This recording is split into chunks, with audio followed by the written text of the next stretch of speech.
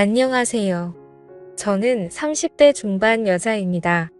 저희 엄마 아빠는 저를 혼자 임신하셔서 결혼하셨고 20살 때 저를 낳으셨어요. 엄마는 지금으로는 너무 어린 나이였을 때 저를 낳고 키우셨고 3년 후에 남동생까지 낳으셨습니다. 우리 네 식구는 씁쓸하지만 남들처럼 화목한 날들을 보내지 못했어요. 어렸을 적부터 아빠는 술에 의존하여 집안을 항상 공포 분위기를 조성하셨고 저희 가족들은 항상 아빠에게 위협받고 살아야만 했습니다. 엄마는 아빠에 대해 감정이 안 좋아 남자 잘못 만난 본인 신세 타령을 하시며 아빠를 미워했지만 술 안 마셨을 때의 아빠는 절대로 나쁜 분은 아니셨어요. 비록 경제적으로는 능력이 좋으신 분은 아니었지만 정이 많으셔서 사람들을 좋아하시고 자식들을 많이 아껴주신 사랑 많으신 자상한 분이셨습니다. 우리 딸 너희들은 아빠의 보물이야. 아빠가 너희를 얼마나 사랑하고 있는지 잘 알지. 내 새끼들 봐서라도 아빠가 얼른 정신을 차려야 하는데 미안하다. 아빠가 짊어진 삶의 무게가 왜 이렇게 힘든지 모르겠다라고 말씀하시며 아빠의 내면 고뇌를 나누었습니다. 뭐가 그렇게 괴로우신지 어릴 적 제가 본 아빠의 모습은 많은 날들이 술에 젖어 있었고 저의 남매는 원래 아빠 모습을 잘 알았던지라 그런 아빠의 모습이 참 마음 아팠습니다. 그리고 어느 날 충격적인 광경을 목격하고서야 왜 아빠가 그리도 괴로워했는지 알 것 같았습니다. 바로 엄마와 삼촌의 충격적인 관계 때문이었어요. 아빠는 형제가 많으셨습니다. 아빠는 5남매 중 장남이 있었고 비록 큰 고모 한 분 계셨고 아빠들 밑으로 삼촌들과 고모들이 계셨습니다. 비록 가정에서는 화목하지 못할 지언정 저는 양가 부모님들에게는 기대하고 고대했던 첫 손주로서 부모님들과 친척들에게 사랑을 듬뿍 받고 자랐습니다. 후에 태어난 제 동생도 장손으로서 큰 사랑받고 자랐고요. 하지만 그런 저희들을 예뻐하면서도 유독 거리를 두시는 분도 계시더군요. 바로 아버지의 동생인 둘째 삼촌이라고 부르기 싫은 둘째 삼촌. 그 짐승만도 못한 사람이었습니다. 엄마는 삼촌이 왔다면 얼굴에 유독 화색이 돌았습니다. 얘들아 삼촌 왔다. 오늘 우리 집에서 편히 쉬시고 가야 하니까 너희는 오늘 거실에서 자고 삼촌은 방에서 주무시게 알겠지라며 엄마는 저희에게 일러두었습니다. 둘째 삼촌은 운수업을 했던 터라 가끔 저희 집에 들러서 하룻밤을 자고 가는 일들이 좀 있었는데 원래 저희는 단칸방에서 살다가 제가 첫 전학교 1학년 됐을 때 방 2칸짜리 빌라로 이사 갔거든요. 둘째 삼촌이 저희 집에 들을 때마다 그중 제 방을 삼촌에게 내어드리고 남동생과 거실에서 잤습니다. 저는 삼촌이 저희 집에 올 때마다 맛있는 간식을 사가지고 와서 어색한 가운데에서도 저희랑 놀아주는 게 좋았고 그걸로 인해 멀기만 느껴졌던 둘째 삼촌에게 조금씩 정이 쌓여 갔네요. 둘째 삼촌이 올 때마다 아빠도 술을 안 마시고 부모님들도 간만에 분위기가 하기에 좋아져서 한때 저희는 둘째 삼촌이 오기만을 기다리기도 했습니다. 그런데 어느 날 새벽이었어요. 제가 힘든 가정에서 살다 보니 어렸을 때부터 눈치가 빨랐고 명확하다고 해야 하나 나이에 비해 철이 조금 빨리 든 케이스였어요. 당시 동생은 자고 있었고 그날따라 이상한 느낌을 본능적으로 느꼈는지 새벽에 눈이 번쩍 뜨이더라고요. 그런데 마침 엄마가 화장실에서 물 내리는 소리와 동시에 나오는 것이었습니다. 아직도 안 잔다고 뭐라고 잔소리 할까 봐 저는 얼른 눈을 감아 잠든 척을 했는데 이상한 일이 일어났습니다. 엄마는 저를 가만히 보시다가 조심스럽게 몸을 움직이며 안방이 아닌 바로 삼촌이 자고 있는 제 방으로 들어가는 것이 아니겠어요. 어린 나이임에도 불구하고 저는 그게 심상치 않은 일임을 본능적으로 알았습니다. 저는 순간등이 쎄해지며 무슨 쪽이 왔는지 조심스럽게 몸을 일으켜 숨죽여 제가 앞으로 다가갔습니다. 저희 집 방문 이어술에서 잘 닫히지 않았는데 그 탓에 열려있는 작은 틈으로 전 훔쳐보게 되었습니다. 그리고 여태까지도 평생을 트라우마로 남은 잊지 못해 그 장면을 목격하게 되었습니다. 형수와 시동생으로서 금기시한 일들을 벌이고 있었습니다. 저는 너무 놀라 어떻게 해야 할지 그 자리에서 얼어붙고 말았습니다. 그때 거실에서 동생이 제가 곁에 억지로 허전했는지 하며 자세를 뒤척였고 이 소리를 들었는지 그들은 모든 행동을 멈추고 엄마는 재빠르게 운매무새를 가다듬더군요. 저는 들킬까 싶어 제자리로 돌아와 다시 자는 척을 하며 누웠고 엄마는 어두움 속에서 추악함을 가린 채 아무 일도 없었다는 듯 안방으로 돌아왔습니다. 저는 그때부터 아무에게도 말 안 하고 혼자 생각이라는 것을 했는데 오래 고민 끝에 나온 결론은 단순하게 모든 진실을 밝히자라는 것이었습니다. 그렇게 해버리면 어린 마음에 모든 게 다 제자리를 찾고 정상으로 돌아올 것 같았거든요.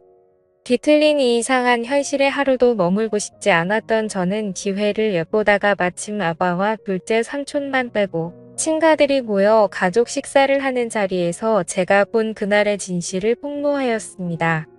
일목묘연하고 또박또박 엄마랑 둘째 삼촌의 새벽에 제가 본 것들을 가감없이 얘기하자 엄마의 표정이 새하얗게 지으며 급한 대로 제 입을 막으려 했네요.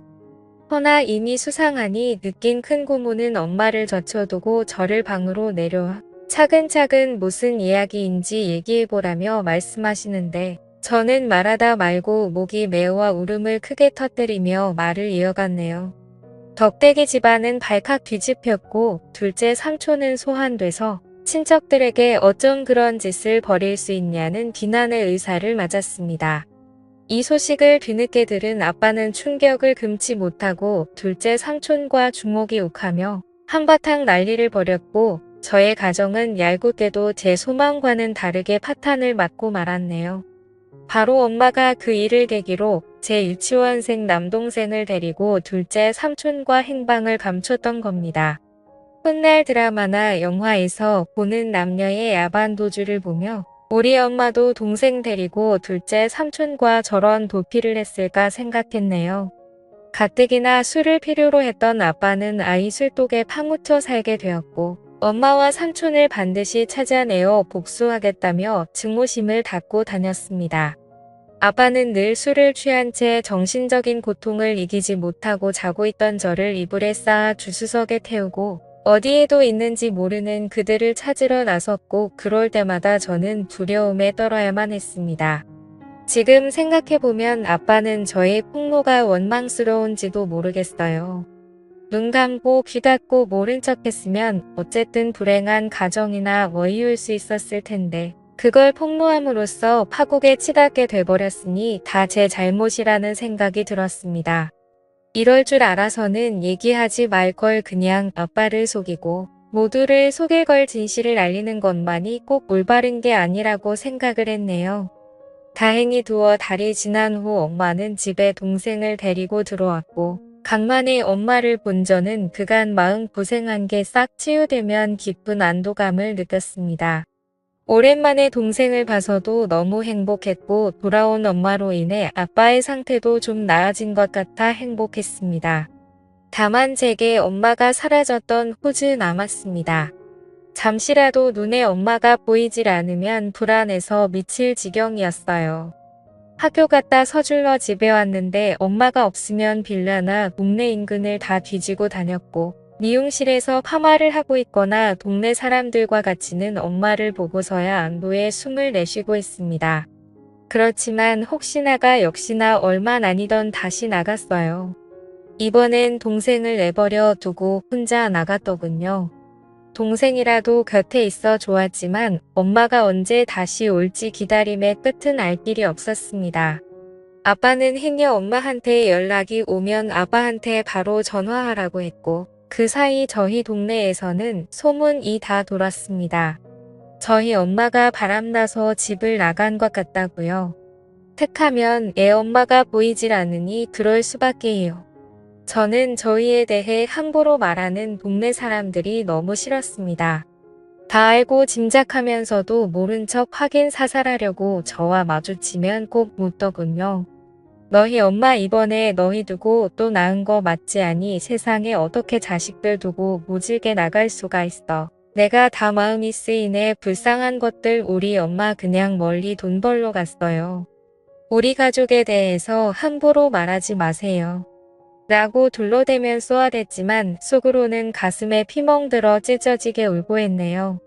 아빠는 결국 가출한 엄마를 포기하고 저희를 위해 시골로 이사를 했습니다. 다 잊고 새 삶을 꾸려보고자 아빠들 1톤 트럭을 타고 소금도 파시고 귤도 파시며 저를 앞차같이 키우셨지만 세상은 그리 만만치 않았습니다. 바로 아빠는 큰 병에 걸려버리셨고 큰애는 간경화로 제 나이 18살 때 세상을 등지고 말았네요. 그때 아빠 살아생전 모질게만 해던 제 행동이 떠올라 얼마나 피 눈물을 흘렸던지요. 죄송하고 또 죄송하게만 했습니다. 아빠가 돌아가셨어도 엄마랑 삼촌은 잔인하게도 코빼기도 비치지 않더군요. 아빠를 배신하고 어디서 둘이 그렇게 잘 먹고 잘 사는지 나중에 반드시 찾아가 이 아픔 그대로 돌려주리라 다짐했는데요. 저희는 살기 위해 할아버지에게 맡겨졌다가 성인이 된 후 따로 근처에서 독립을 했습니다. 그리고 시간이 흘러 동생이 군대 갈 때쯤 저 역시 직장을 구해 대도시로 나왔고 또 다시 현실에서 적응하고 있을 무렵 난데없이 엄마 동생인 오랫동안 왕래 없던 외삼촌이라는 작자한테 연락이 닿았네요. 외삼촌이야 그건 잘 지냈지. 네 아빠 그렇게 되고 동생 검사하느라 네가 누구보다 힘들었을 텐데 내 맘이 다 안쓰럽구나.